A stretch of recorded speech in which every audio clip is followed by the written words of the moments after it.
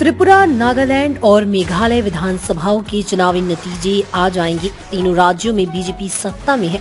इसे बचाए रखने के लिए पार्टी ने कोई कोर कसर नहीं छोड़ी है।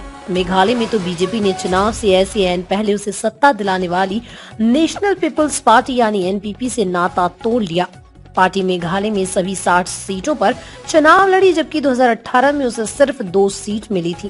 प्रधानमंत्री 2017 के बाद से 47 बार नॉर्थ ईस्ट जा चुके हैं। चुनाव से पहले उन्होंने त्रिपुरा, नागालैंड और मेघालय में 3 बड़ी रैलियां की।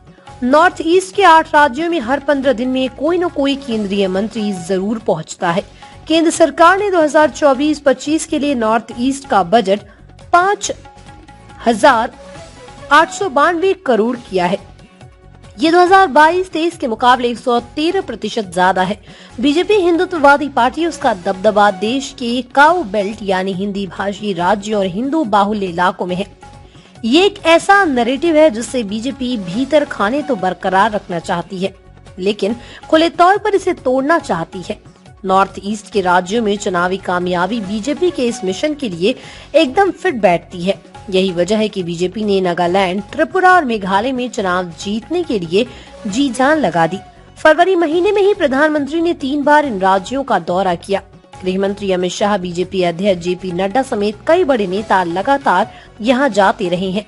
अरुणाचल प्रदेश में 2003 के एक अपवाद को छोड़ दें तो 2016 तक नॉर्थ ईस्ट के किसी राज्य में बीजेपी सत्ता में नहीं रही। 2003 में कुछ महीनों के लिए गेगोंग अपांग बीजेपी में शामिल हो गए, तब से अरुणाचल के सीएम थे। इससे उलट आज यहाँ के 8 में से 6 राज्यों में बीजेपी सत्ता में है। असम, त्रिपुरा, अरुणाचल और मणिपुर में बीजेपी के मुख्यमंत्री हैं। नागालैंड और मेघालय में बीजेपी सत्ताधारी गठबंधन में शामिल है। मिजोरम और सिक्किम में तनाव है, लेकिन इन दोनों राज्यों में सरकार चला रही पार्टियां बीजेपी की अगुवाई वाले नॉर्थ ईस्ट डेमोक्रेटिक अलायंस यानी नेडा में शामिल है। पिछले 2 लोकसभा चुनाव के नतीजों से भी जाहिर है कि नॉर्थ ईस्ट में एक केंद्रीय राजनीति शक्ति के रूप में बीजेपी ने कांग्रेस की जगह ले ली है। 2014 में बीजेपी को नॉर्थ ईस्ट की 32% सीटों पर कामयाबी मिली थी। 2019 में यह आंकड़ा 56% हो गया।